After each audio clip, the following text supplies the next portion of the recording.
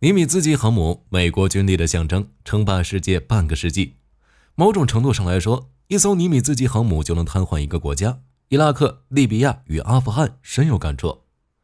只是从尼米兹首舰尼米兹号服役以来，已经南征北战49年，原计划2025年就能退休，结果由于美国航母可用率的问题，被迫延长退休。艾森豪威尔号也被迫坚挺到2029年。这期视频我们就来聊聊，在2020年代尼米兹级能有多强，美国航母的可用率又出现了什么问题。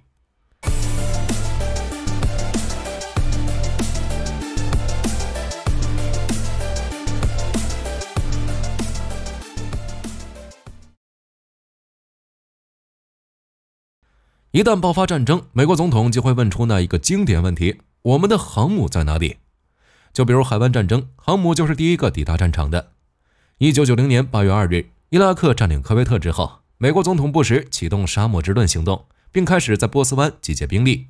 首先抵达战区的就是部署在印度洋的独立号航母与部署在地中海的艾森豪威尔号。其中独立号的战斗群在8月7日抵达安曼湾，封锁伊拉克南面的海空区域。而艾森豪威尔号则穿过苏伊士运河进入红海，在8月8日完成对伊拉克北面的部署。10月8日，美国向波斯湾增派3艘航母，包括尼米兹级的罗斯福号、弗莱斯特级的游骑兵号以及小鹰级的美利坚号。等到1991年1月17日，收复科威特的沙漠风暴行动打响时，多国部队已经集中了2700多架作战飞机，其中美国海军搭载有将近500架作战飞机，分别从红海和波斯湾对伊拉克展开了攻势。在短短37天内，伊拉克这个拥有上百万军队的国家就被揍得毫无还手之力。截至1991年2月23日，多国部队共出动飞机近10万架次，投弹9万吨，发射288枚战斧巡航导弹和35枚空射巡航导弹，直接决定战争胜负。地面战役仅持续100小时。而对于当前的美国海军而言，弗莱斯特级、小鹰级早已退役，尼米兹级成为中流砥柱。美军现役11艘核动力航母，其中10艘都是尼米兹级。福特号虽强，但仅服役了1艘。作为美军对外作战的主力，尼米兹级的战力毋庸置疑。毫不夸张地说，1艘尼米兹级就能瘫痪一个国家。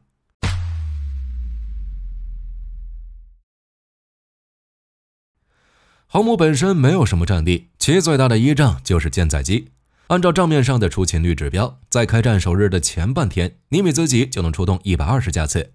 在开战前4天内，可以保持每日230架次的出勤率。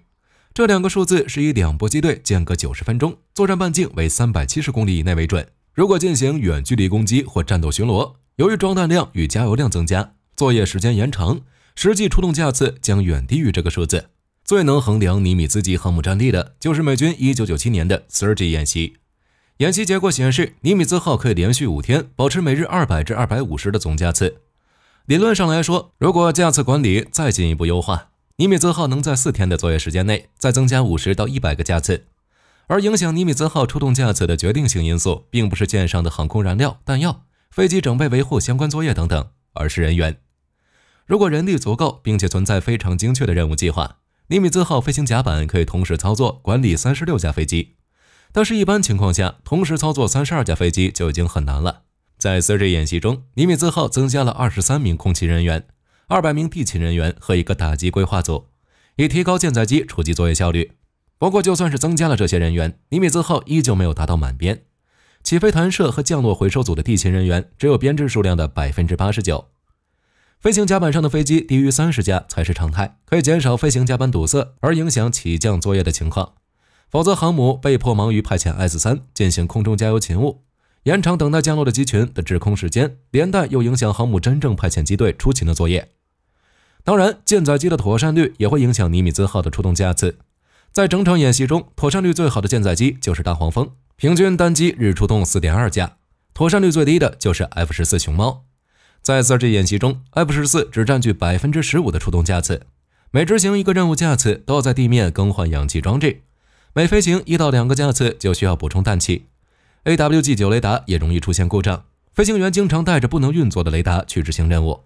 一定程度上来说， F14 的妥善率和维护问题就是提高出动架次最大的阻碍。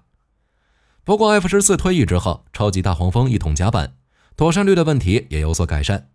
F-35C 这种垂直起降的战机上舰之后，尼米兹级的航空战力也得到了进一步提升。此外，精确打击武器的使用也提高了美军舰载机的打击效率。在1989年的时候，美国一艘航母的舰载机联队一天可以攻击162个瞄准点。等到2001年，一个美国航母战斗攻击机联队每日能攻击683个瞄准点。等到2010年，航母舰载机联队每日能攻击1080到1200个瞄准点。当然，尼米兹级之所以能称霸世界半个世纪，靠的不只是战力，其独特的设计也是一大亮点。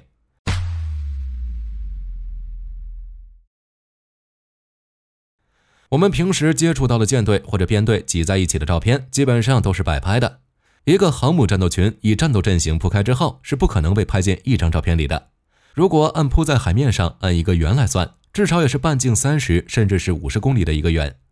作为美国航母的中流砥柱，尼米兹级更是其中的佼佼者，控制范围极大，作战能力也很强。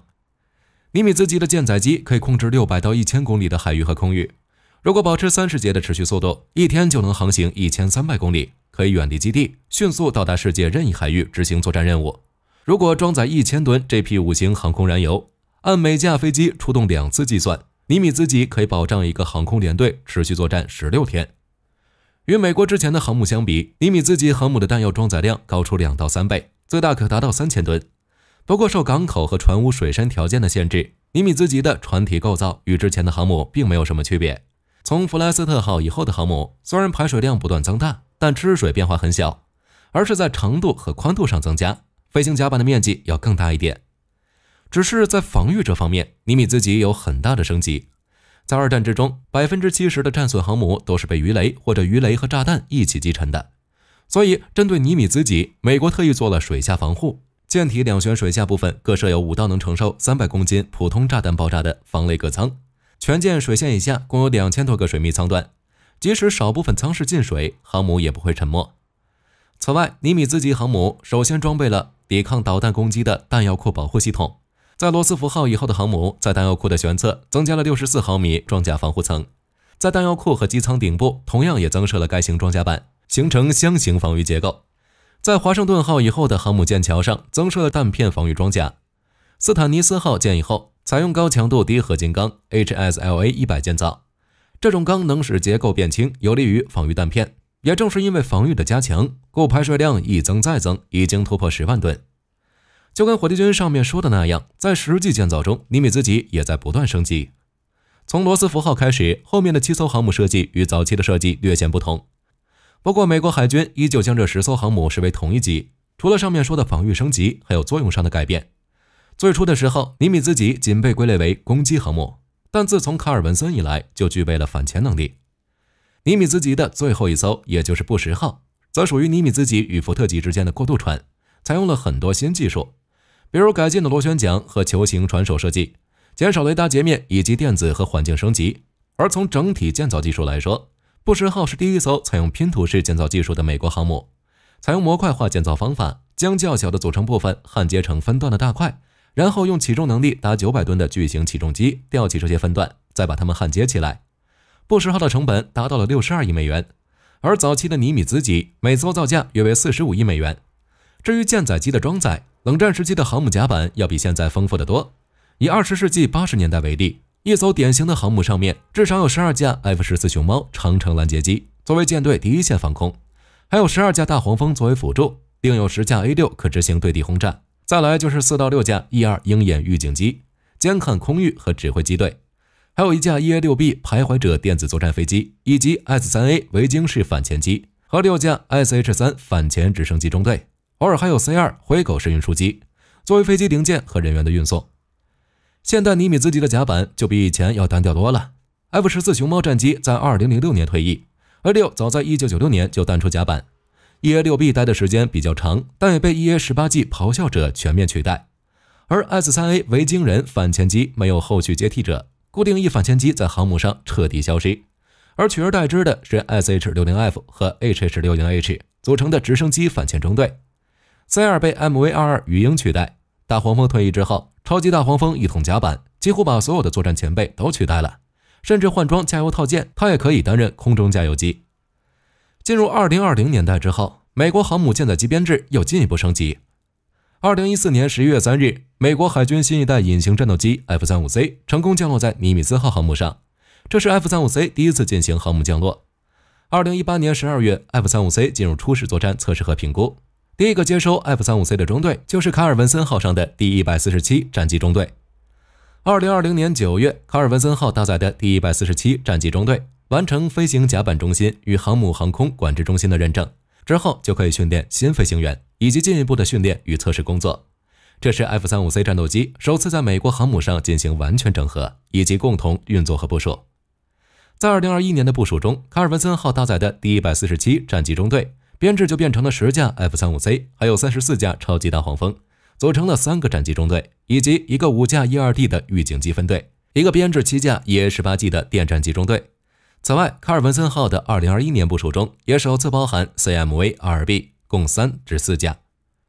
卡尔文森号部署 F-35C 之后，第2艘接受 F-35C 配套改装的是林肯号，第3艘是布什号。华盛顿号、罗斯福号、斯坦尼斯号则是跟随 RCOH 燃料重装填与复杂维修工程进行。至于 F-35C 的上舰数量有望达到20架。在2020年9月11日的尾钩协会年会中，美国海军作战办公室主管航空作战的格雷戈里 ·N· 哈里斯少将透露，2020年代美国海军的舰载机编队编制，战机中队中包括15架 F-35C 与28架超级大黄蜂。不过，在2021年，卡尔文森号首次搭载 F-35C 时，战机的数量没有改变，但是 F-35C 的数量却有所减少。相较于超级大黄蜂 ，F-35C 虽然体积较小，但需要的地面支援设备数量更多，且体积更大，会占用更多甲板空间。如果只是在甲板上放更多 F-35C， 而不减少其他东西，甲板可用面积就会减少，飞机调度也会更麻烦。为了腾出舰上空间以搭载 F-35C， 美国海军打算减少舰载直升机数量。但是航母上的直升机也是有用的，需要执行反潜作战、搜索救援、水面监视等任务，减少的空间并不大。不过按照目前的发展来看，随着 CMV-2B MQ-25 无人加油机的部署， F-35C 的数量或许会进一步增加，或许会达到20架。不过美国海军最终如何抉择还不太清楚。只是舰载机性能强，航母防御好，不代表尼米兹级没有缺点。美国海军目前最担心的就是可用率。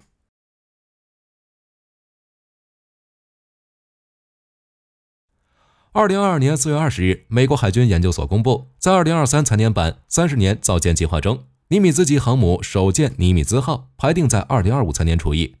，2号舰艾森豪威尔号排定在2027财年除役，两舰都是舰满50年一期。福特级中的肯尼迪号、企业号则用于取代尼米兹号与艾森豪威尔号。只是就福特级的建造情况来看，最终情况还不太好说。目前美国船厂因船舰维修工作而日渐饱和，航母轮换短缺的问题日益严重。而美国海军在本土只有2个海军造船厂有能力执行核动力航母维护计划，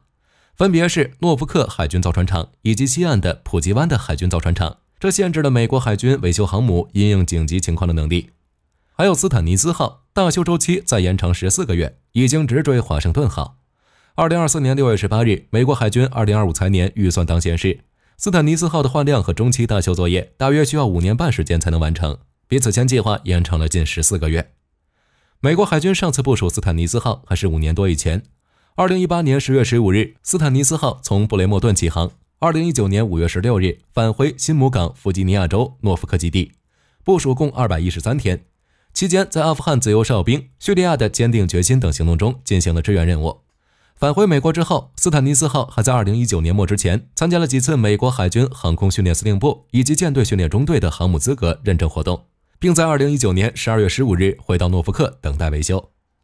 在原计划中，本轮大修将在2025年8月完工，耗时约4年3个月，但现在已经被推迟到了2026年10月，已经接近了之前华盛顿号的5年10个月。就目前的情况来看，之后的杜鲁门号、里根号、布什号换料和中期大修作业是否会延长也不好说。也正因如此，尼米兹号再过3年才会被拆，而艾森豪威尔号预计2029年除役。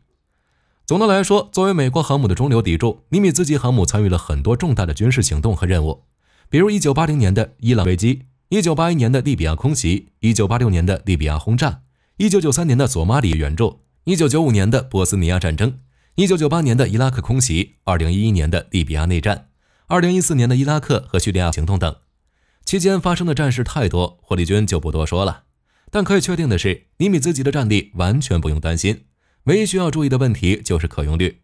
如果斯坦尼斯号后续舰的大修也会延期，航母或许就真的不够用了。好了，这期视频到这儿就结束了。各位觉得尼米兹号与艾森豪威尔号什么时候会退役？可以在视频下方留言，大家一起讨论。我是火力军，下期见。